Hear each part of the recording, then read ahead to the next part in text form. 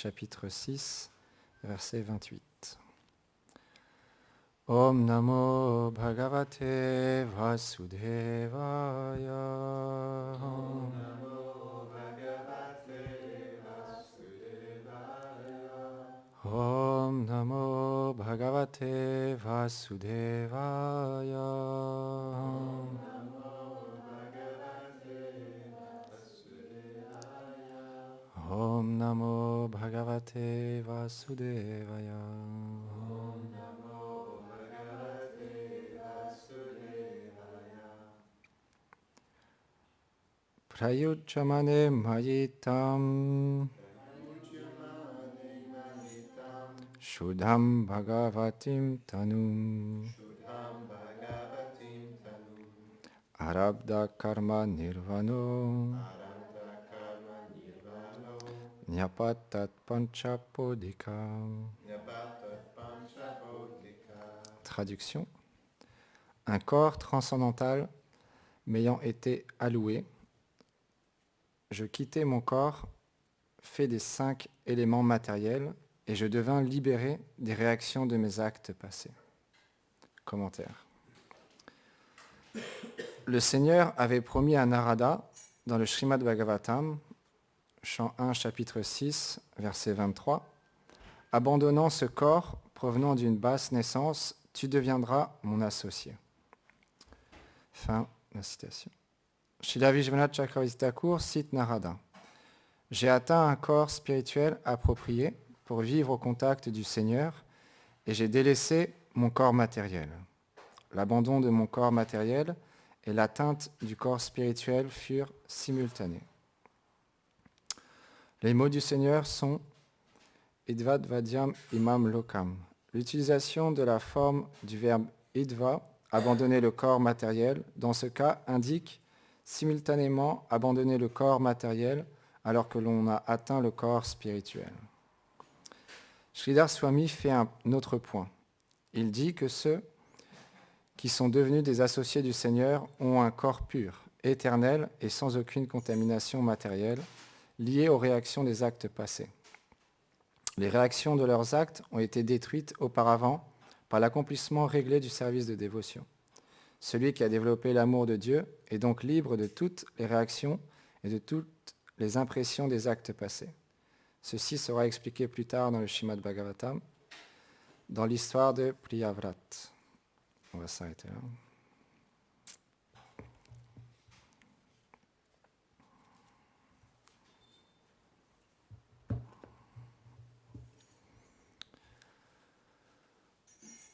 Om Ganati Mirandasya Gyanam Janam Sharakayam Shakshumitam Yena Tasmai Shigurave Namaha.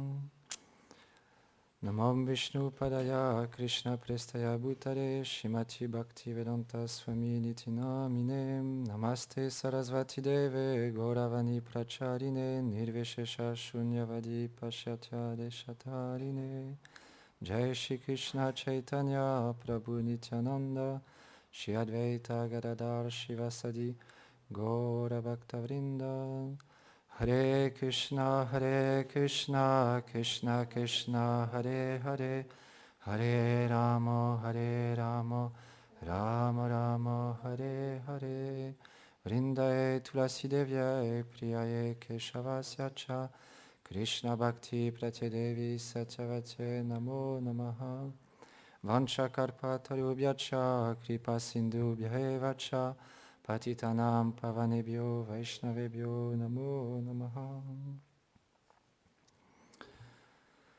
Donc ici c'est intéressant de voir le but à atteindre, de pouvoir finalement un jour quitter ce corps matériel pour atteindre notre corps éternel qu'on appelle notre Siddhadéha, notre véritable identité, ce qui nous relie au Seigneur Krishna et Radha et à tous leurs associés. Dans un monde fait d'éternité, de connaissance et de félicité, où chaque pas est une danse, chaque parole est une chanson, et chaque moment, les associés du Seigneur goûtent une félicité incommensurable. Mais tant qu'on est encore conditionné par les énergies de ce monde, alors parfois on est bien disposé à recevoir cette miséricorde et parfois, dû à notre mental, notre faux ego, les impressions, le corps lui-même et tout ce qui se passe autour de nous, fait que parfois on perd cette connexion ou cette identité de vivre à chaque instant en tant qu'âme spirituelle. Et on s'identifie avec la matière et avec ce corps et ce mental. Mais justement, quand on a la grande fortune d'être en association avec les dévots, avec les Écritures, avec le maître spirituel, avec les déités, alors, grâce à l'écoute, de nouveau, on se reconnecte à cette réalité.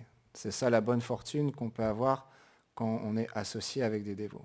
C'est pour ça que Srila Rupa Goswami a expliqué l'importance d'être associé, d'écouter les gloires du Seigneur. Parce que sans l'écoute, alors ça va être très difficile soi-même d'avancer spirituellement. On va pouvoir simplement se maintenir. Mais quand on écoute par exemple les Vaishnavas, les dévots qualifiés qui sont dans cette réalité qu'on vient d'expliquer, qui eux vivent pleinement dans leur réalité éternelle, alors quand ils parlent, ils touchent directement notre cœur, notre âme, et ça nous reconnecte à cette réalité. C'est comme ils nous électrifient de leur amour et de leur réalité. Et de nouveau, on peut, à notre niveau, continuer à servir le Seigneur et désirer un jour atteindre ce but. Parce que le désir, c'est la seule chose qui nous anime dans ce monde. C'est notre droit et c'est ce qui fait qu'on va pouvoir véritablement avancer dans la vie spirituelle. Si on a un désir qui est haut, alors peu importe les choses qui vont arriver, comme on a expliqué, le corps, le mental, toutes ces impressions qui vont se passer, si notre désir est fixe, alors on ne sera pas perturbé. Même si parfois il y a des difficultés, on se recentrera et on pourra continuer à cultiver ce désir qui nous anime. Et justement, pour pouvoir nourrir ce désir, les Vaishnavas expliquent qu'on doit entendre parler sur ce but. Donc, comme ça fait longtemps que je n'ai pas fait ce service, j'aimerais vous partager ce que j'écoute en ce moment. C'est des conférences données par un disciple de Srila Gaura Govinda Maharaj sur la rencontre à Kurukshetra. Et donc j'en ai écouté plusieurs, de nombreuses fois, mais comme on l'explique, l'intelligence et donc le souvenir, il est très limité, donc je vais faire du mieux que je peux pour partager ce que j'ai pu retenir et apprécier justement de ces conférences. On avait justement, il y a quelques mois de cela, avec Govinda Maharaj, partagé un moment très, très intense et aussi, comme c'est un moment intense, les Vaishnavas ils aiment bien l'intensité, c'est un moment qui est vraiment chéri par les Vaishnavas. C'est le moment où, comme Kamsa, il demande à Akrura de se rendre à Vrindavan pour faire venir Krishna et Balaram, pour soi-disant rencontrer ses neveux. Mais en fait, Kamsa, il voulait, comme depuis le début, tuer Krishna. Et donc Akrura, il est venu à Vrindavan, et donc on a raconté tout ce moment intense où Akrura, après une longue discussion avec Nanda Maharaj, comme c'était la volonté du Seigneur, et parce que le Seigneur, il voulait glorifier ses dévots en montrant l'attachement, l'amour que les habitants de Vraj ont pour lui. C'était la raison pour laquelle Krishna est parti de Vrindavan. Parce que pourquoi Krishna partirait de Vrindavan si c'est les personnes qu'il chérit le plus? Et Krishna, il a différents aspects parce que, on expliquait dans une autre conférence, il aime glorifier ses dévots. Et spécialement dans ce moment-là, on va pouvoir en parler, les habitants de Vraj ont par leur intensité, leur amour, leur séparation, Krishna a mis en avant cet amour qu'ils ont pour lui, en envoyant par exemple Uddhava, qui est allé rencontrer les habitants de Vraj. Et donc Nanda Maharaj a fait la promesse à Mère Yashoda, à tous les habitants de Vraj, qu'ils ne devaient pas s'inquiéter, ils allaient revenir très bientôt. Et donc Krishna, Balaram, différents amis aussi à lui, des pâtres, et Nanda Maharaj sont allés à Mathura. Et donc on va passer un petit peu les détails. On sait que Krishna, il a tué Kamsa, et les lutteurs, l'éléphant, et il a délivré Kubja, etc., etc. Mais arrivé au moment où Krishna et Balaram, ils ont discuté entre eux sur la manière dont ils allaient pouvoir annoncer à Nanda Maharaj qu'ils allaient finalement rester à Mathura. Donc là, Nanda Maharaj, il vient voir seul ses enfants, Balaram et Krishna, avec les amis intimes de Krishna. Et Nanda Maharaj, il commence à exprimer son désir, parce que Krishna il lui a annoncé qu'il allait rester à Mathura. Il dit, mais moi j'ai une autre solution. On va tous venir ici à Mathura. Mais Krishna lui a dit, mais comment est-ce possible? Si toi et Mère Yashoda vous venez, d'abord il lui a dit, moi et Mère Yashoda on va venir, mais les autres habitants de Vraj vont être complètement dévastés. Si moi je suis plus là, Balaram n'est plus là, tu n'es plus là, Mère Yashoda n'est plus là, ils vont être complètement perdus, c'est pas possible. Et Nanda Maharaj a dit, mais on va faire venir tous les habitants de Vraj. Et Krishna a dit, mais et les pâtres, on a des millions de pâtres, de vaches, pardon. Comment ils vont pouvoir se nourrir ici à Mathura? Il n'y a pas d'herbes fraîches comme à Vraj, comme à Vrindavan. Et Nanda Maharaj finalement s'est rendu à l'évidence que Krishna il allait rester à Mathura.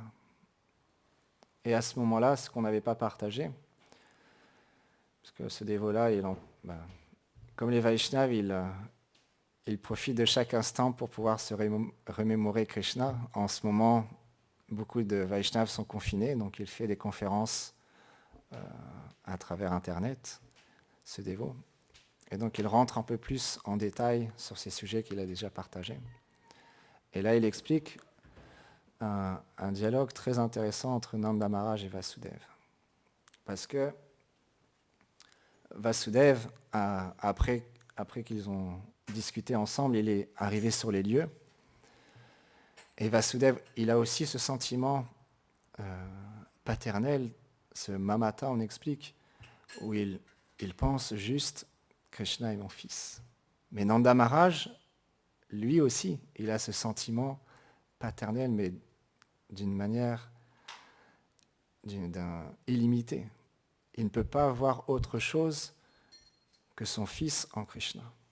On avait partagé, Gaur Govinda Maharaj, il explique en détail quand Uddhava il allait voir Nanda Maharaj et il a essayé d'apaiser son cœur en lui disant « Mais ne t'inquiète pas, Krishna il est dans ton cœur, il est partout présent et il n'est pas un être ordinaire, il est le Seigneur suprême, il est Bhagavan, il est l'origine de tout.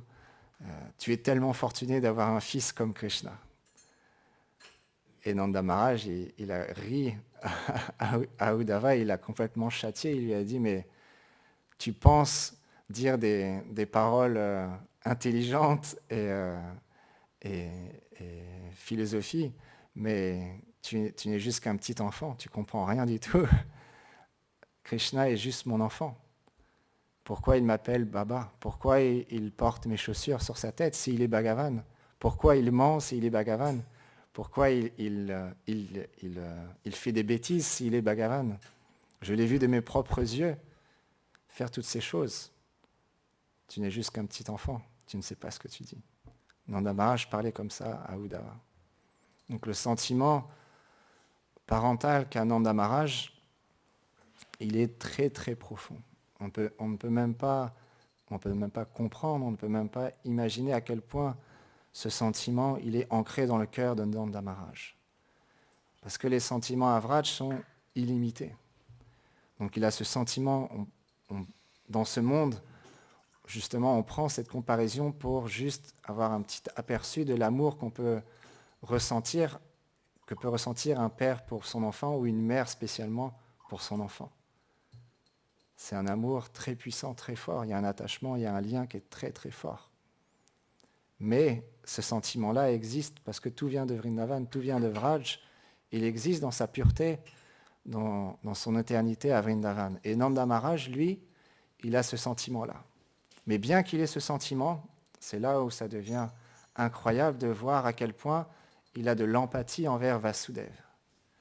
Il lui dit, en fait, parce que dans son cœur, il pense, je suis venu amener Krishna pour délivrer les habitants de Mathura et Vasudeva et Devaki y compris, les libérer de la prison qu'ils étaient enfermés de Kamcha. Mais si là, maintenant, de nouveau, je ramène Krishna avec moi à Vraj, alors de nouveau, Vasudeva, il va penser, mais finalement, c'est comme un deuxième Kamcha, Nanda Maharaj. Parce qu'il me prend mon fils. Et là, Nanda Maharaj, dans ses pensées, il a commencé à développer de l'empathie envers Vasudeva.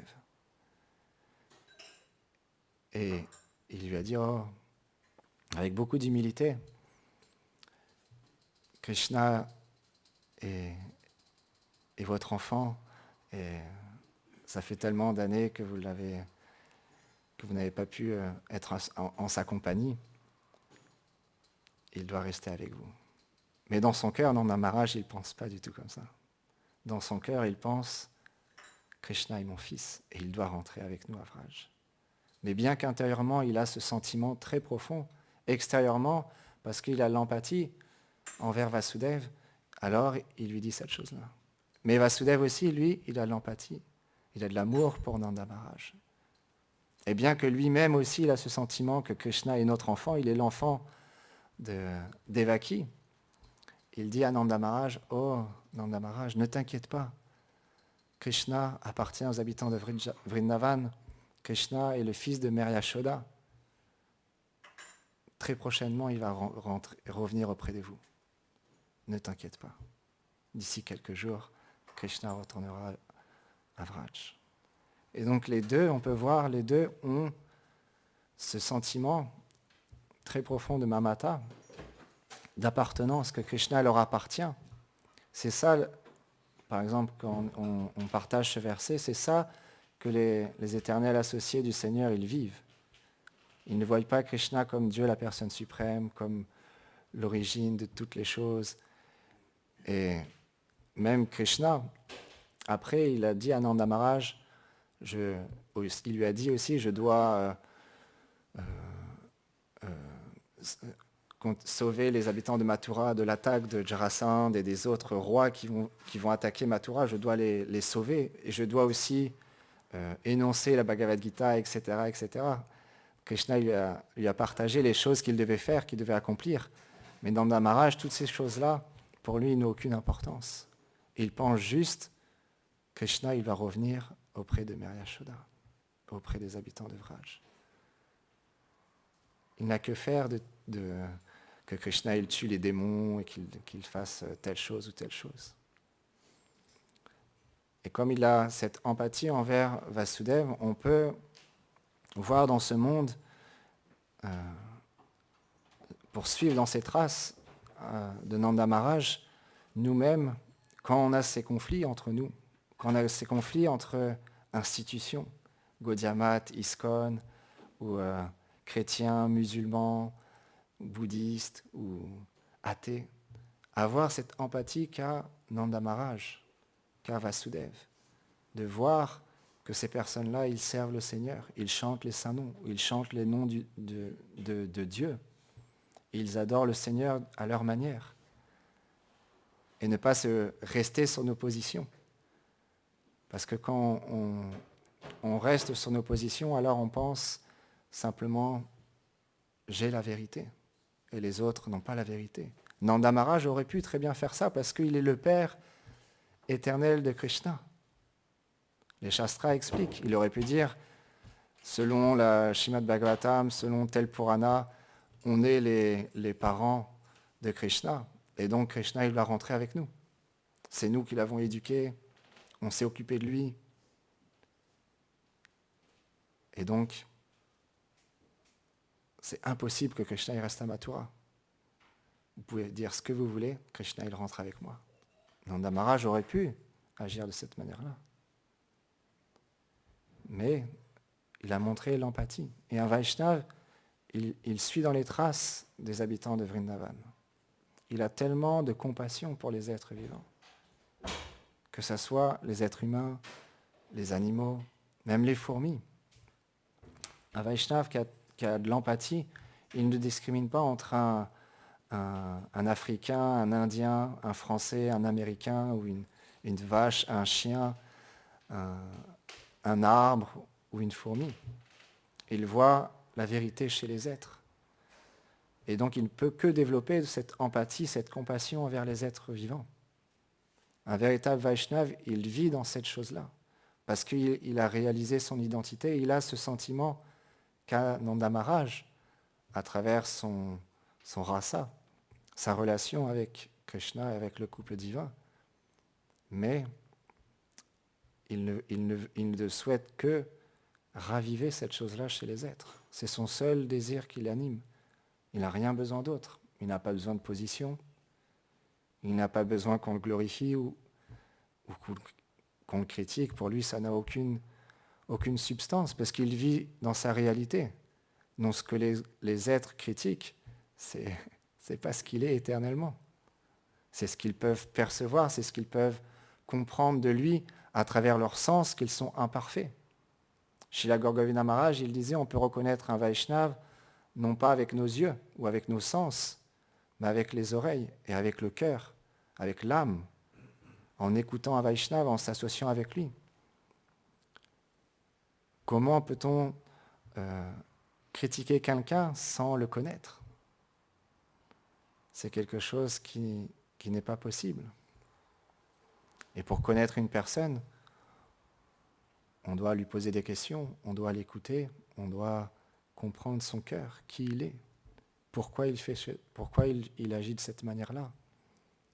Et surtout, quel est son quotidien? Qu'est-ce qu'il fait de ses journées? Et là, on va pouvoir véritablement apprécier une personne. Mais Srila Rupa Goswami, il explique dans l'Upalishamrita, peu importe qu'un Vaishnav, il soit du premier niveau, du deuxième niveau, du troisième niveau. Moi, dans mon cœur, je respecte tous les êtres vivants. Parce que chaque personne, chaque entité vivante, chaque jiva est connectée au Seigneur suprême. Et si je critique une personne, alors je critique le Seigneur qui est dans son cœur. Et on voit, les habitants de Vraj, ils sont dans cette empathie avec les jivas. Et ils souhaitent simplement qu'ils goûtent Krishna, qu'ils goûtent cette relation qu'ils ont eux-mêmes avec Krishna. Il y a un autre divertissement où on peut voir cette intensité qu'ont les habitants de Vrindavan, où un jour, c'est dans les mêmes conférences, donc j'en passe quelques-unes, mais à un moment donné, il explique que après un certain temps, naturellement, Nanda Maharaj était retourné à Vrindavan et les habitants de Vraj ont pu voir que Nanda Maharaj, il était revenu seul, sans Krishna et Balaram. Et donc, chaque habitant de Vraj était dans la séparation avec Krishna. Mais quand il y a la séparation, il y a l'union. Donc en même temps, ils étaient complètement absorbés en Krishna. Mais il y avait une souffrance extrême. Et donc chaque moment où ils se rappelaient Krishna, c'était aussi d'une grande félicité. Et un jour, Subal-Saka, dans son rêve,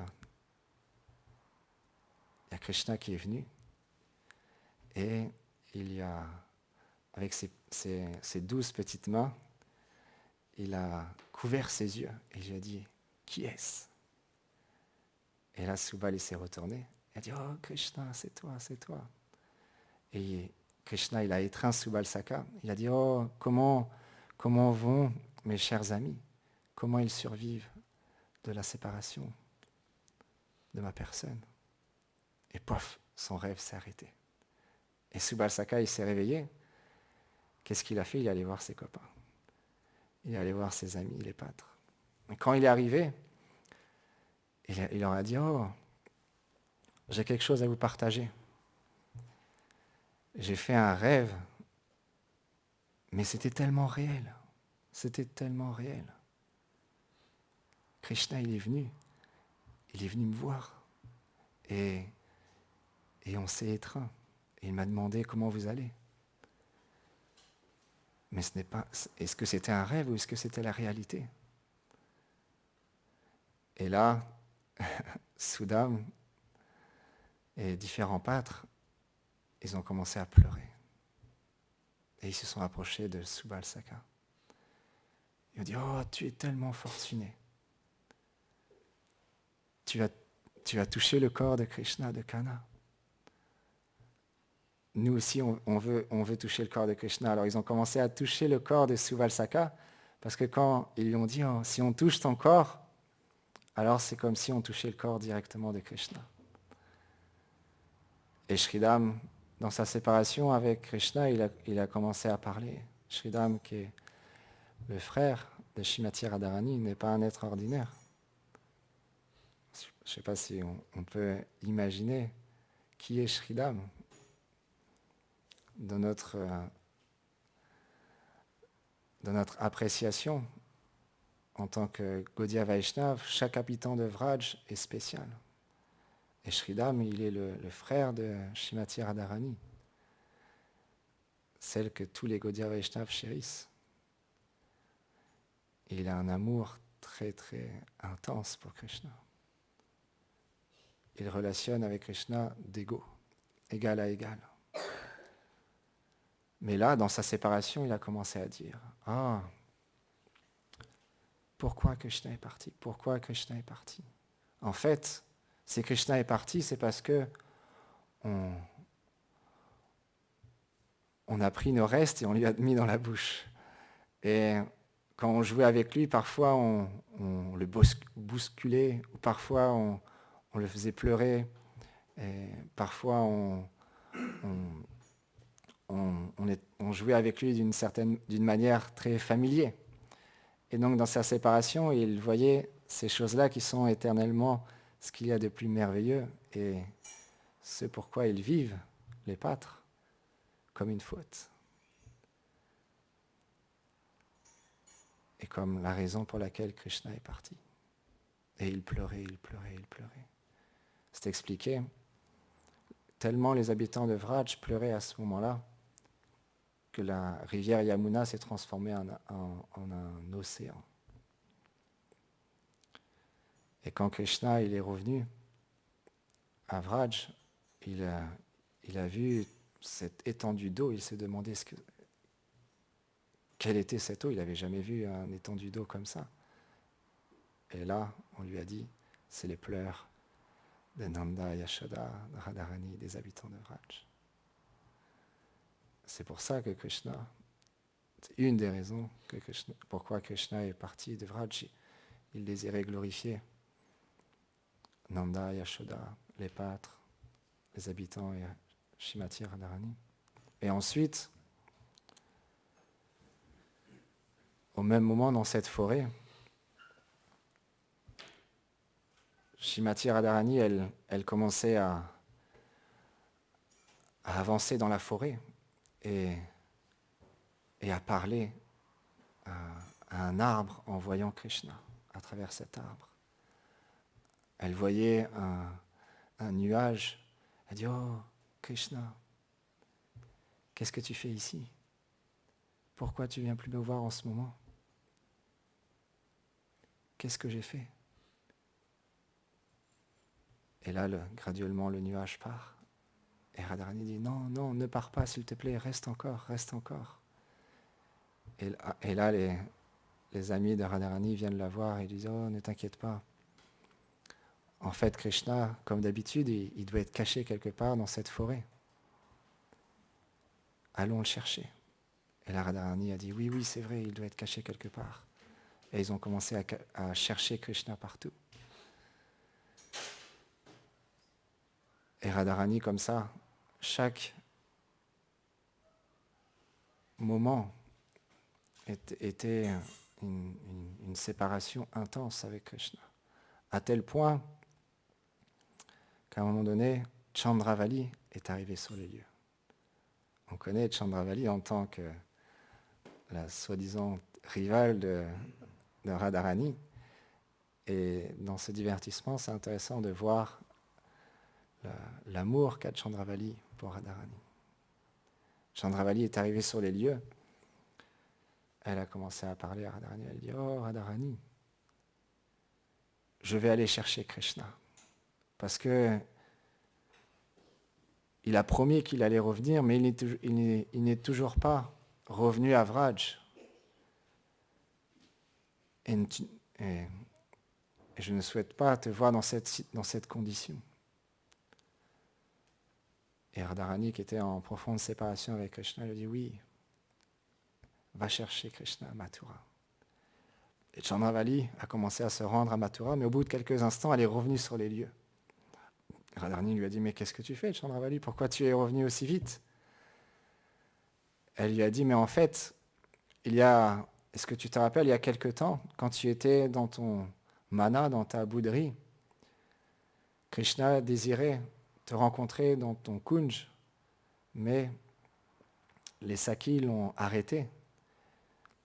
Et après insistance, elles ont accepté de le laisser passer à une condition, qu'il signe une lettre en disant qu'il était ton serviteur ou ton esclave. Dans le monde matériel, esclave, ça fait pas très bien de dire ça, mais dans le monde spirituel, les choses de ce monde n'ont rien à voir avec l'éternité, comme partageait Gurudev l'autre jour dans Avraj. Être contrôlé, c'est la chose la plus merveilleuse, parce qu'on est contrôlé par l'amour. Dans ce monde, on ne souhaite pas être contrôlé, on veut contrôler. Et donc Chandravali a dit ça. Est-ce que tu as encore cette lettre? Et là, Radharani, les associés de Radharani ont amené la lettre à Chandravali. Mais avant de lui donner, Radharani lui a dit, mais pourquoi tu veux cette lettre? Et là, Chandravali lui a dit, mais si les habitants de Mathura ne refusent que Krishna revienne avec moi, alors je leur montrerai cette lettre, que Krishna lui-même a signée, en leur disant, il appartient à Radharani. C'est sa propriété. C'est comment on dit, quelqu'un qui s'est évadé de prison, un fugitif qui est parti de l'endroit où habite Radharani et ses Sakis. Et je vais même le ramener avec des chaînes. Je vais l'attacher pour le ramener avec des chaînes à toi. Et là, Radharani dit, non, on ne fait pas ça. Et il explique, en fait, c'est intéressant de voir comment l'humeur de Chandravali et Radharani se sont inversées pour ce divertissement précis, parce qu'habituellement, c'est Chandravali qui a cette humeur où toujours elle ne va aucunement à l'encontre du désir de Krishna. Et elle défend toujours Krishna. Et Radharani, elle, à l'inverse, elle boude Krishna, elle se met en colère contre Krishna, etc. Et donc la Radharani a pris la défense de Krishna. Elle dit non, non, ne fais pas ça. Et Chandravali lui dit, mais tu veux quand même pas que je me jette à ses pieds pour qu'il revienne à toi? Et Radharani dit non, non, non, ne perds pas non plus ta dignité, ramène-le simplement ici, mais ne l'attache pas avec des chaînes. Et donc Chandravali s'est rendu à Mathura. Et quand elle est arrivée à Mathura, elle a vu des femmes chanter et parler entre elles, comme quoi il n'y a aucune peur à avoir. Krishna, parce que si quelqu'un devient épris par notre beauté, Dvarka Krishna, non pas Dvarka Krishna, comment on dit l'habitant de Mathura, Mathuranath, oui, Mathuranath, c'est ça. Mathuranath nous sauvera. Donc il n'y a aucune inquiétude à avoir. Et elle se rendait comme ça. Elle marchait comme ça dans les rues de Mathura. Et elles ont vu Chandravali. Donc elles se sont approchées d'elle parce que Chandravali est d'une beauté incommensurable. Elle a dit, oh toi, tu es tellement belle. D'où viens-tu? Qui es-tu? Et elle leur a expliqué, en fait, ma beauté n'est rien comparée à la reine pour qui je suis venu ici. Parce que ma reine a perdu... ma reine est souffrante, est malade. Et je suis venu à Mathura parce qu'il y a une seule personne qui peut guérir ma reine. Et là, elles ont été surprises. Elles ont dit, oh, mais qui est cette personne? Et elles lui a dit, Chandravali, c'est Krishna.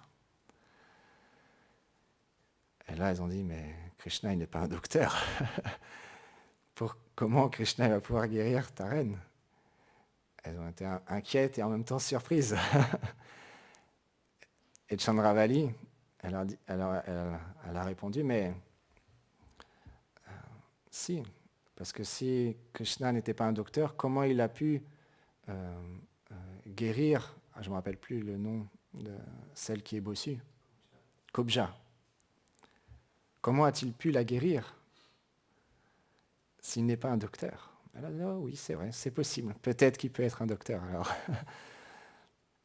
Chandravali leur a demandé de l'aider à retrouver Krishna parce que c'était pas évident d'avoir un entretien privé avec Krishna. Parce que Krishna, il est toujours entouré de beaucoup de monde. Donc, elles lui ont indiqué, elles lui ont dit, va à cet endroit, tu passes par ce passage et tu pourras trouver Krishna et il pourra t'aider pour ta requête. Donc, Chandravali s'est rendue à cet endroit et elle a commencé à chanter les noms de Radharani. Radha, Radha, Radha, Radha. Et Krishna, qui était entouré de personnes, il a entendu quelqu'un chanter le nom de Radha. Et là, il a tout délaissé. Et il s'est rendu, il a suivi le son, il s'est rendu auprès de Chandravali. Et il n'a pas reconnu Chandravali. Et il s'est approché d'elle et a dit, oh, mais qui es-tu? D'où viens-tu? Quel est ton nom? Et là, Chandravali dit, oh, c'est étrange. Avant de venir ici, je me rappelais qui j'étais, d'où je venais. Mais maintenant que je me trouve dans cette ville, toute ma mémoire a disparu. Je ne me rappelle plus de mon nom, d'où je viens. C'est quand même étrange. Et Krishna dit, oui, c'est vrai, c'est étrange. Et Chandravali a dit, en fait, il doit y avoir comme une malédiction parce que les personnes qui viennent dans ce lieu, ils oublient leur passé, d'où ils viennent, quel est leur véritable nom, d'une manière indirecte. Elle attaquait Krishna en lui disant qu'il avait oublié d'où il venait véritablement et qui étaient ses véritables parents et sa véritable reine, Radharani. Krishna dit, ok. Il n'a rien dit, il ne reconnaissait toujours pas Chandravali. Il a dit, oh, tu as chanté ce nom Radha. C'est un nom tellement merveilleux qu'il m'est tellement cher. Et Chandravali dit, oh, tiens, tu te rappelles de ce nom, mais comment tu connais ce nom? Et donc il y a eu un dialogue comme ça avec Chandravali et Krishna. Et Chandravali a commencé à parler à Krishna de sa requête. Krishna lui a demandé, mais pourquoi es-tu venu ici? Et Chandravali lui a expliqué, en fait, je suis venu de la part de ma reine qui est souffrante. Et je cherche quelqu'un pour guérir ma reine. Et là, Krishna a dit, ah oui, est-ce que je peux t'aider? Oui, bien sûr, tu peux m'aider. Et Krishna lui a dit, oh, je vais trouver cette personne et je vais te la donner. Même si c'est ma propre personne, alors je viendrai avec toi. Et là, Chandravali lui dit, ah, ok, tu vas revenir. Ah non, excusez-moi, j'ai loupé un passage. Krishna, Chandravali, avant de parler comme ça à Krishna, elle lui a dit en fait qu'elle cherchait quelqu'un qui s'était enfui de l'endroit d'où elle venait. Et donc Krishna, il a dit, oh, je vais t'aider à attraper ce fuyard.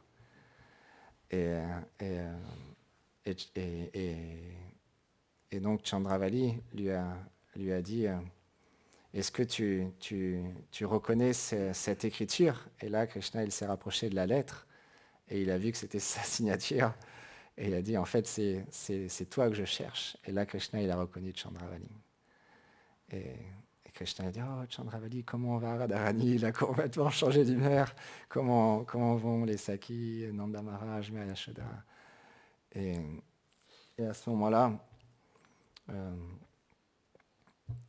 Chandravali lui a expliqué la situation parce que Radharani, c'était son souhait, c'était que Chandravali partage à Krishna dans quelle séparation, dans quelle situation se trouvent les habitants de Vraj à ce moment-là. Et Krishna a dit, oh, certainement je vais revenir très prochainement vous voir tous. Chandravali a dit, ok, demain, après-demain, dis-moi quand, je vais noter la date exacte à laquelle tu vas venir. Et Krishna était gêné parce qu'il ne pouvait pas revenir encore à ce moment-là. Et il explique en fait, Krishna a pris la forme dorée de Chaitanya Mahaprabhu à ce moment-là. Et le divertissement s'est arrêté ici. Je pense qu'il doit y avoir une suite, mais dans sa conférence, il s'est arrêté ici. Et c'est intéressant de voir que les sentiments des habitants de Vraj, ils sont illimités. Et non, il n'y a pas la suite de ce divertissement-là. Alors en fait, si vous voulez avoir plus de détails, Yashodhulal demandait la suite du divertissement. C'est un livre encore très secret que Madhavananda Prabhu il partage. Je ne sais pas s'il est déjà traduit en anglais, il existe en bengali. Il y a le nom sur le lien de la vidéo, pour ceux qui s'intéressent. Et donc, ces divertissements nous montrent à quel point il y a une douceur et à quel point ces relations d'amour qui existent entre les habitants de Vraj et Krishna et Srimati Radharani est notre réalité. C'est pourquoi nous sommes faits, pour être dans ces divertissements et pour assister les sentiments des habitants de Vraj et servir le couple divin. Quel que soit notre rasa, notre sentiment, les Vaishnavas expliquent que ça soit un brin d'herbe, une fleur ou un serviteur de Mère Yashoda ou un saka ou un pâtre ou une mère aînée qui a ce sentiment maternel ou les gopis qui ont ce sentiment d'amour envers Krishna. Chacun goûte sa relation et son sentiment avec Krishna et il est pleinement satisfait et comblé dans cette relation qu'il a avec le Seigneur. Et le Seigneur aime cette relation qu'il a avec son dévot. Quand Krishna il relationne avec les habitants de Vraj, ce sont des sentiments qu'on ne peut même pas imaginer. Les Vaishnavas, comme on est fortuné ici à Vraj Bhavan de pouvoir avoir l'association de Gurudev, de pouvoir avoir juste une goutte de ce que lui il vit quand il chante, quand il parle, quand il écrit, ou ne serait-ce que toutes ces activités du quotidien, parce qu'il est toujours dans cette dimension transcendantale et dans sa réalité. Et donc, naturellement, il vit que à travers ça. Donc, on est très fortuné de pouvoir avoir l'association d'une personne comme Gurudev et de pouvoir humblement le servir quotidiennement et de pouvoir un jour, par sa miséricorde et par la grâce de Srila Prabhupada, de pouvoir nous-mêmes expérimenter ce que vivent ces Vaishnavas et de pouvoir véritablement être ce que nous sommes, pleinement. Go, Premanande, Haribo.